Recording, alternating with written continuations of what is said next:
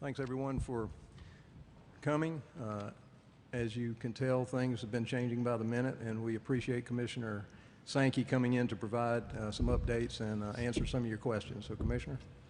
Thanks, Claude. I did not expect to be back this quickly, but some people asked, and I knew that potential was present. It was 5 years ago, literally at this moment, that I walked into a meeting of our presidents and chancellors to be told that I was going to be the 8th commissioner of the Southeastern Conference. And we have had a lot that's happened in those 5 years, a lot that's great, lots that's been difficult. That's the role when you step into a leadership position. But I've not had a situation as difficult and emotional as this one. To make a recommendation to our presidents and chancellors that we cancel the remainder of our men's basketball tournament was a moment where I had to stop and actually catch myself and recompose myself. I tell you that simply to say there is no one in this conference who's taken these decisions lightly. And I would not want to work with another set of presidents, chancellors, and athletics directors in the world. I have the utmost of respect for each of our campus leaders and thank them for their engagement, their work, their consideration, their discussion, and support during the past 24 hours. I also want to say to our coaches, I've not been able to reach each of our 14 men's basketball coaches. When we made the decision, we had some succeeding decisions to be made. So first was the cancellation of the remainder of the SEC men's basketball tournament, which then raises the question of what do you do with regular season competition. All regular season competition involving SEC teams, with one exception I'll speak of, has been suspended through March 30th. That one exception is NCAA championship events that may be conducted, which will be subject to NCAA authority from a participation standpoint and institutional decision making. Practically, we have teams in Albuquerque at the Indoor Track and Field National Championship. The NCAA has adjusted their format or their support, the access around that, created what I've learned is called community space among people. And we're not going to interfere with those out there. There's a swimming and diving national championship coming, gymnastics nationally. We'll see the status of those, in addition to the men's and women's basketball tournaments that the NCAA sponsors. For us, it means we're not playing basketball in Nashville the remainder of the week. Part of the hurt here is the city's been through a lot in the last couple of weeks.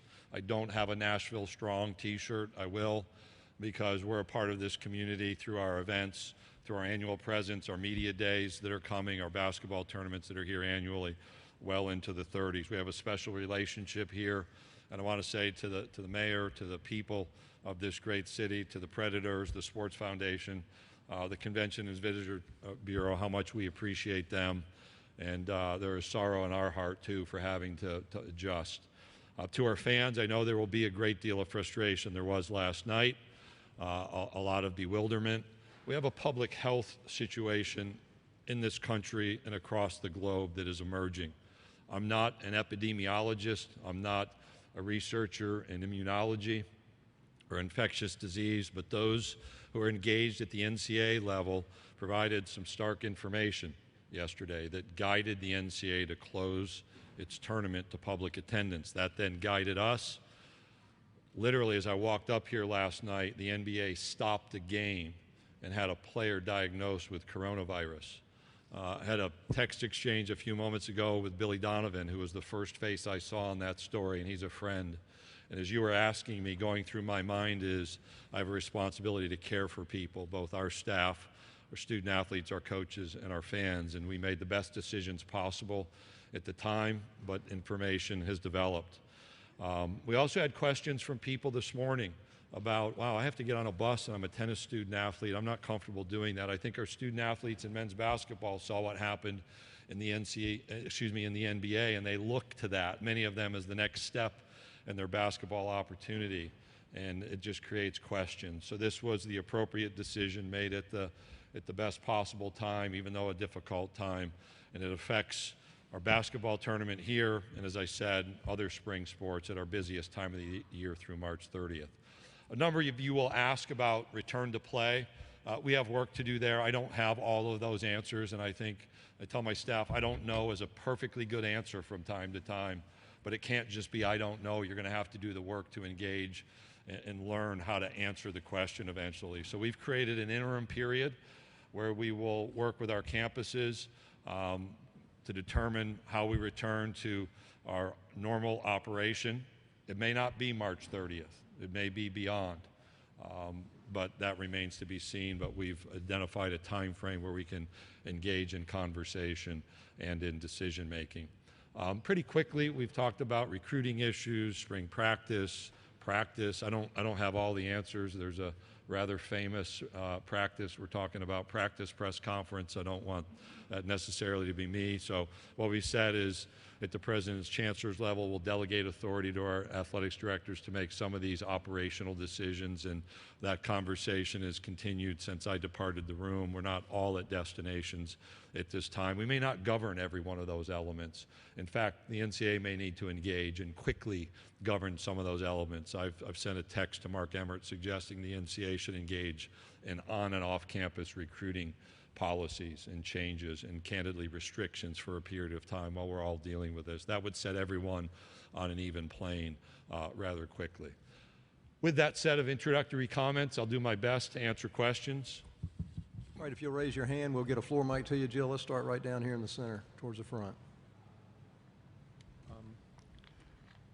Commissioner, I'm sure this will be part of the review between now and March 30th, but some of the spring sport championships that are fixed date, fixed location championships, would there be any possibility of those dates pushing back at all, or will it just be truncated season? We have our gymnastics championship and equestrian championships will not happen. So those two are canceled. Again, those are difficult decisions, and we're part of the decision here. We have a March 30th date. The remainder of our spring sport championships are after that date. So when we go to golf, tennis, which are the next sets of sports that are up, we'll have an opportunity to evaluate and answer that question later. The same for baseball, outdoor track, and softball, outdoor track, and baseball in that sequence.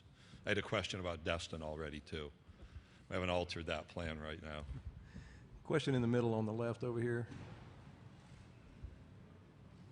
Adam Sparks of Tennessee. And Greg, you said there was stark information that you were given by the NCAA. Can you expound on that? Was that just medical information? What exactly was that information? I don't have all of that detail, Adam. We have a representative on the NCAA Board of Governors. It's Dr. Eli Capilouto. They had a call that was called suddenly yesterday afternoon, as I understand. And in my debrief with him, just the overview of that information, what was being shared. There are 6 medical doctors on the COVID-19 advisory panel. There's another individual who works in international event security and management, and then a set of former and current student athletes. They shared information. I don't have all of those details, but it was about spread, about the need to interrupt the potential spread, and the role of college athletics and big events in engaging and stopping that potential spread. Right side in the back. Greg, have you given any thought to extending eligibility for seniors who've been affected by this, whether it's this winter sports or spring sports or whatever? Not at this point. That would be one of those issues on a long list of additional items to consider, and I don't think we have to come to that conclusion right now. Okay, we've got 2 in the front here, center aisle. All right, you go ahead. Greg, I know that a lot's been going on, but what kind of discussions have you had with your football coaches about their spring practices? I understand it's up to them right now, but spring games, what discussions have happened there? I was on a conference call with one of our athletics departments where that was asked.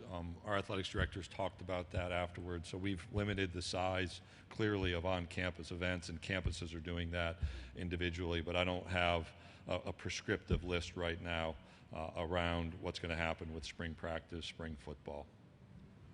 Question in the middle. Greg, you sort of already answered this, but how much was it a factor of player possibly infecting another player here in the tournament? That had been, that had been on our mind for a number of days and weeks. We felt with what we knew at that time that we could still move forward. When you're about to walk up here you look at your phone and you have a text message, and then you see a story with an NBA coach, Billy, who we all know from his work here, and the decision in that story that the NBA has suspended play after a test. You know, are you going to be proactive or reactive? And we felt right now, given what's happening, we needed to be proactive at this point. Question on the left side, go ahead. Commissioner, SEC baseball tournament is going to be in a couple of months. Any changes of dates, or still don't mention about that? We don't have any changes right now. That March 30th date gives us an opportunity to take a step back from a rather intense 24, 36 hours and consider the direction with the remainder of the spring as scheduled or any adjustments. Right now, that March 30 date has the most importance, I think, is a milestone. We'll see. Question center aisle. And pending whatever kind of decision the NCAA makes about its tournament, would you allow your schools to go to the tournament in light of the information that you have? Part of what we've discussed is that, subject to NCAA authority and institutional decision making, if the NCAA continues with events, our teams will be able to participate in those championships. Knowing that the NCAA is digging deeply into these issues, should those events continue, we think that's the appropriate approach. Very different than on campus or neutral site or traveling under regular season competition. But I think that our national office has some work to do on each of those elements. Question on the left, go ahead. Greg, did you get a sense this morning that coaches, players, those who were in Nashville maybe didn't want to play, even with, playing for the automatic bid and that sort of thing? Not that directly. I was here on Tuesday evening before a dinner I needed to attend to see the teams practicing, and it was Ole Miss at Kermit and Tom and his team with Georgia. And I asked both coaches, are your teams focused and ready to play? And absolutely was the answer. And I took that as what we'd expect. And yesterday, I think people were focused. I had a question a week ago from a coach about should we do this, but not necessarily predicting this outcome. If you'll allow me a moment, I'm going to tell you a story about 2008 that is one of my favorite images. And we had a tornado that hit the Georgia Dome. Many of you were there and can probably recall where you were sitting. None of us slept the night. Mark Womack was leading. Mike Sly was on the basketball committee, so he was sequestered in Indianapolis at that time. I was doing what I did at that point. We moved to Georgia Tech. We had a doubleheader for one team. Georgia, Kentucky played. Georgia won. Georgia won again, and then Georgia won the championship. And there was a student athlete on that team walking down the hallway carrying our championship trophy, saying, "This is the best day of my life."